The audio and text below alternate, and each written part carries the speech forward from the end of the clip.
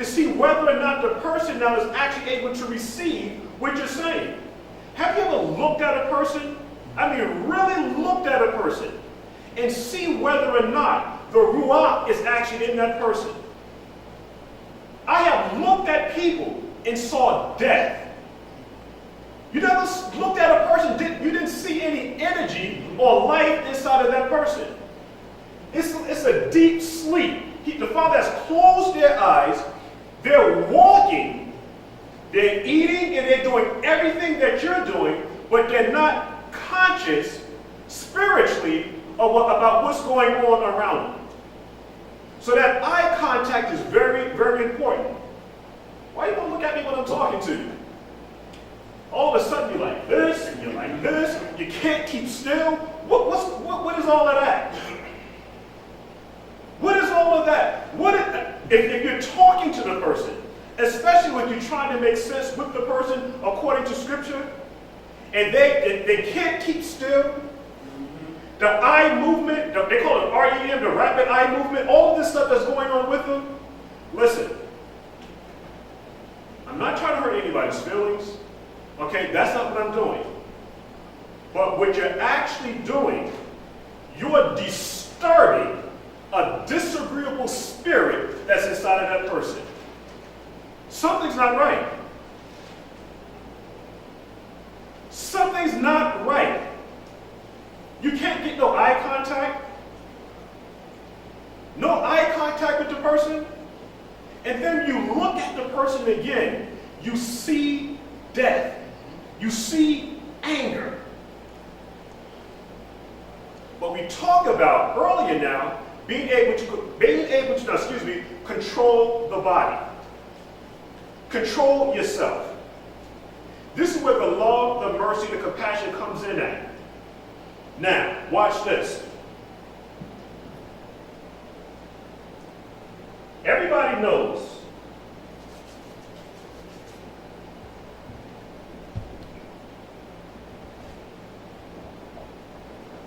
watch how I'm going to do this. Everybody knows that these are two separate people. Jacob and Israel. Jacob means supplanter.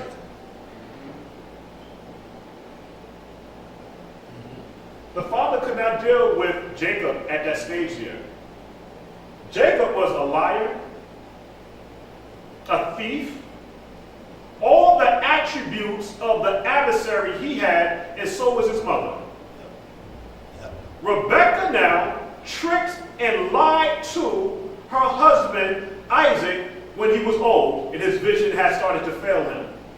They tricked the father and stole the birthright. The father cannot deal with you under those attributes. This is the attributes of the adversary. The adversary here. The father had to now change Jacob's name to Israel, and the word Israel means what? Principality. Prince with Elohim. So now he's protected. We're supposed to be operating now under this vibration here, not this vibration here. Not that one there. Okay. We're going to talk about some more stuff here. Job, the 4th chapter. The book of Job.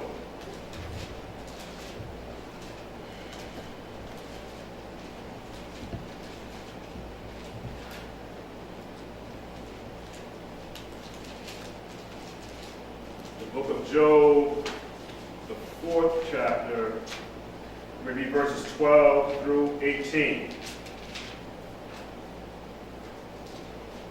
Book of Job, the 4th chapter, verses 12. Just erase this right quick.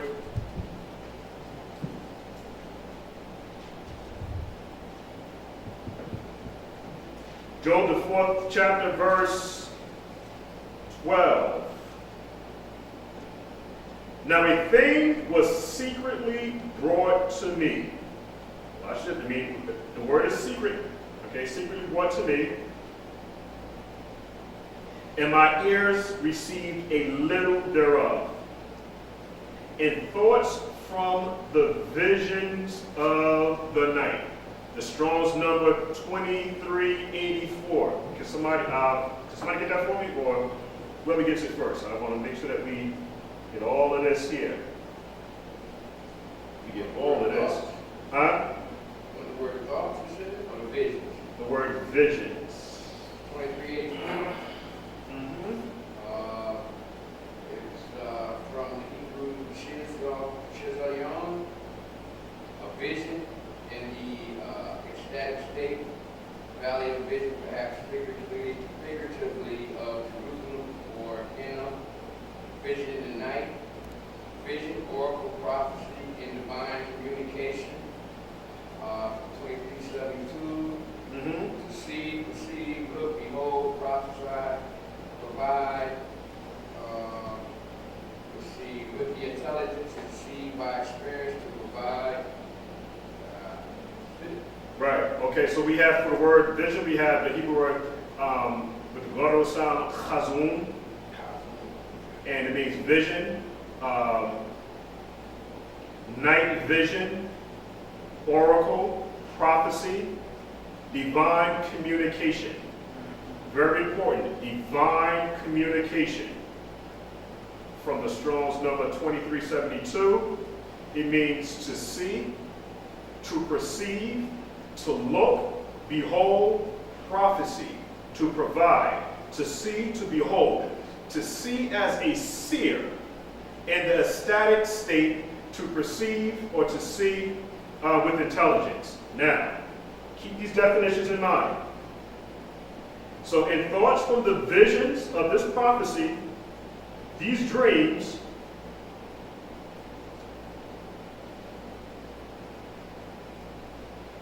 now think, in thoughts from the visions of the night, when deep sleep, again, the word deep sleep is Tardimar is coming up again. And Tardimar, again, is a deep sleep, is a trance, to be in a lethargic state, not coherent, to be asleep, to be unconscious, to be in a heavy sleep, to be cast in a dead state of sleep. This is what Job is now going into. Now watch this now. When he's in this state, fear came upon him, and trembling, which made all my bones to shake. Now, picture this. You're now in this paralysis state. Imagine now going into your bedroom, seeing your loved one in this sleep paralysis state, and they now begin to shake. They're shaking in this state now. At that moment now, you don't know whether a father is actually dealing with the individual or is it a demonic attack. Watch what, you read it just the way that it is. Watch this now.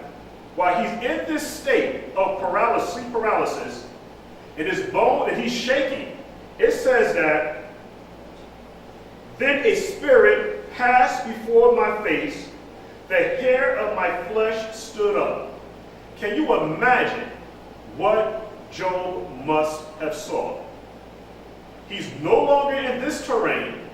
He's now in another dimension, watching and beholding something. Something is being revealed to him, and he can't move. Can't move.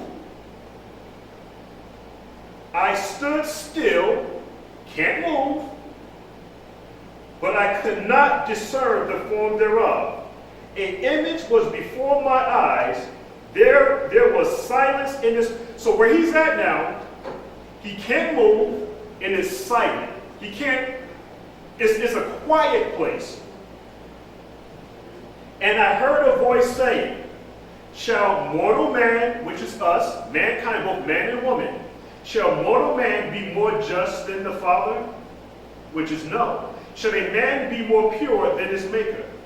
Behold, the Father put no trust in his servants.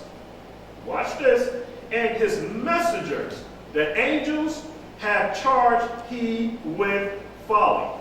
That word folly is the Strong's number 8417. That folly there is talking about a particular, it's talking about a person. That person there is Allah.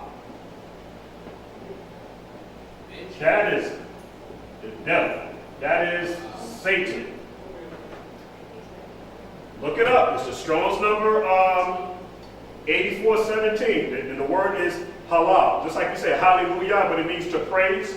But even the adversary gets praise. Because remember, he was the one that was also in the garden. And he had a breastplate. He was a priest.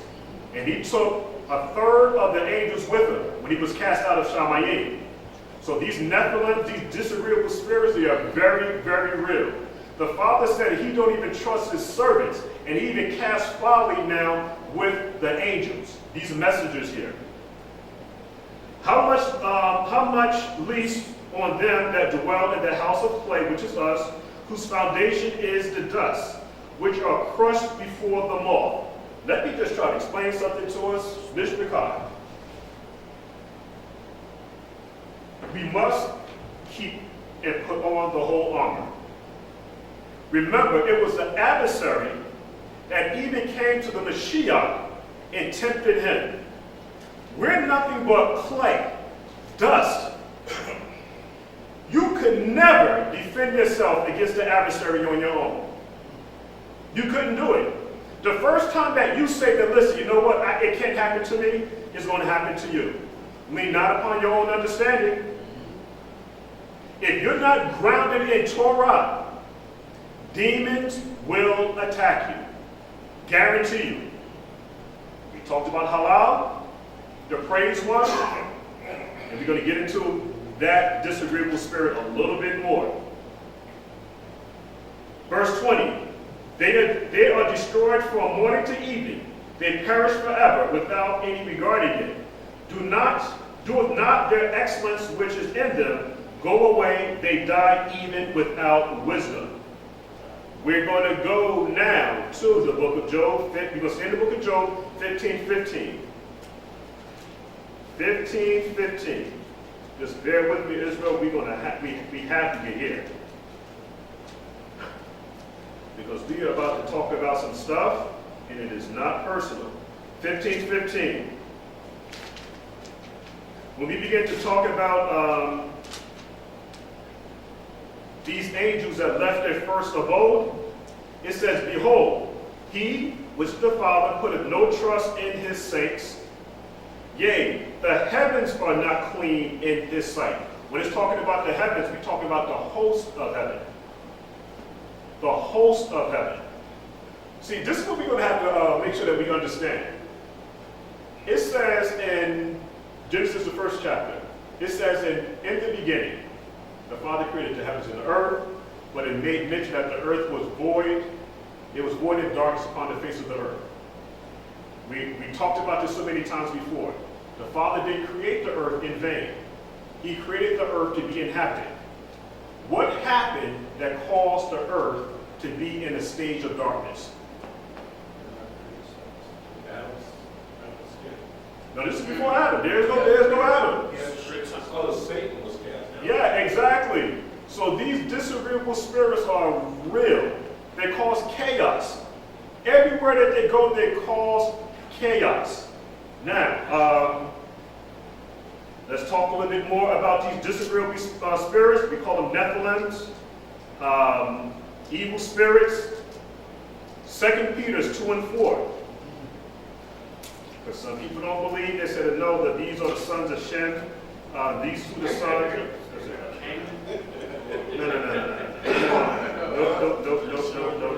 No. These are not the sons of Shem that would stand up on top of the mountain and then looked at the daughters of men and then went down and had a related. No, that's not what that is. No, sorry. 2 Peter, the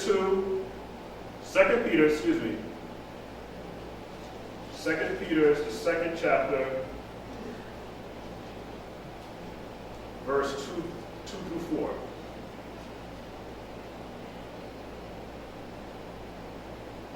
I'm going to start at verse 1. But there were false prophets also among the people, even as there shall be false teachers among you, who privately shall bring in damnable errors, even denying the Father that brought them, and bringing upon themselves swift destruction. And many shall follow their pernicious ways, by reason of whom the way of truth shall be evil spoken of.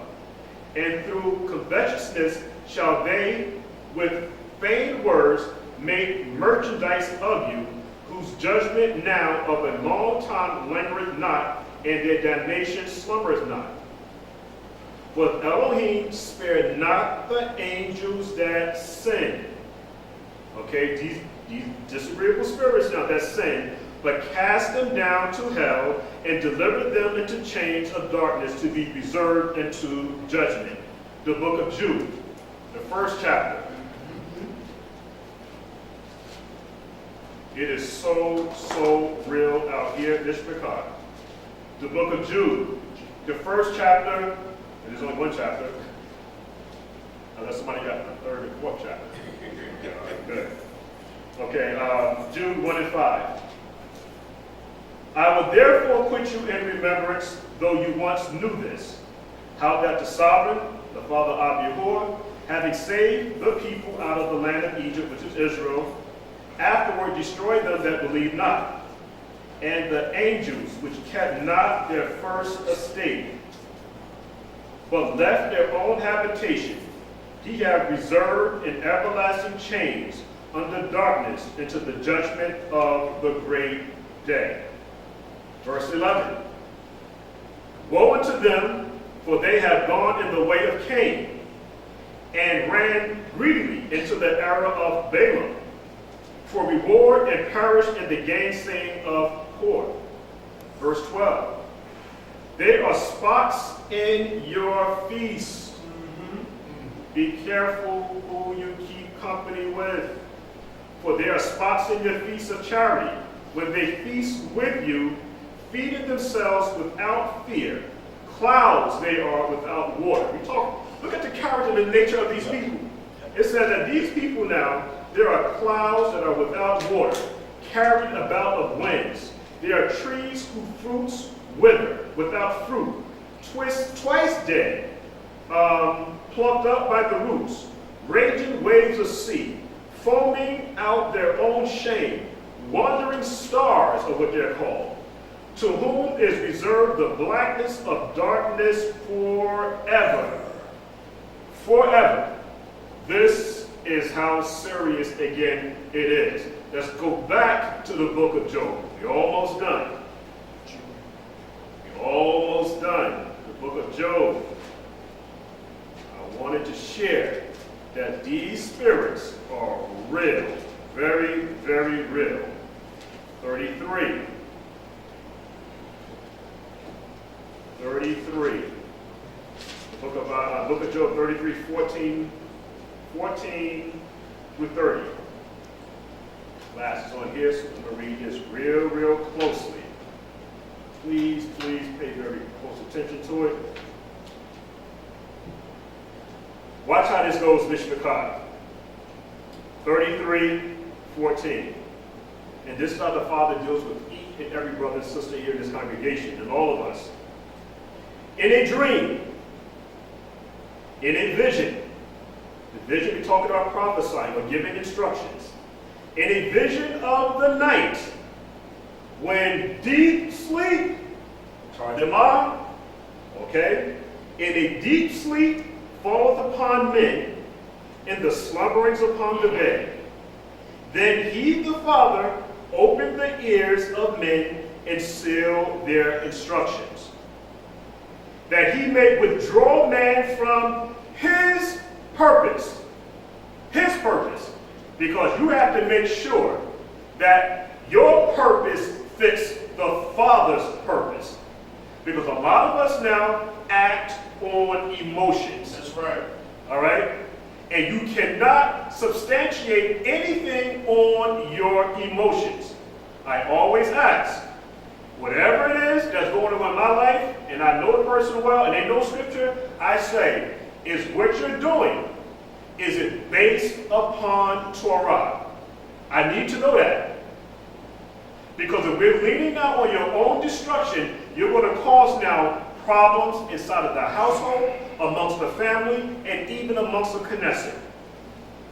Every single thing that you do and say must be Torah-based. Watch it again. So it doesn't look like I'm adding anything to the scripture.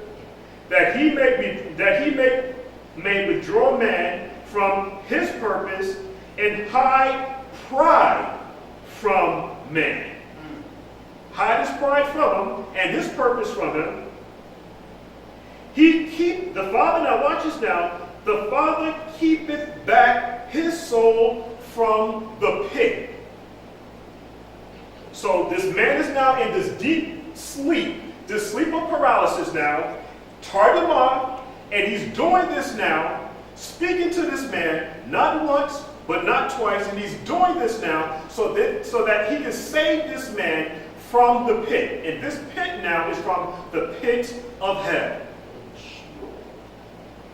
Okay, he keepeth back his soul from the pit, his life from perishing by the sword. This is the reason why the Father is communicating with us. Because a lot of times when we're going about our day, we're busy. But when you're asleep, and you're now in a beta mode, now you might be able to hear. And this is when the Father's now going to be able to speak with you now, to turn you away from your desire.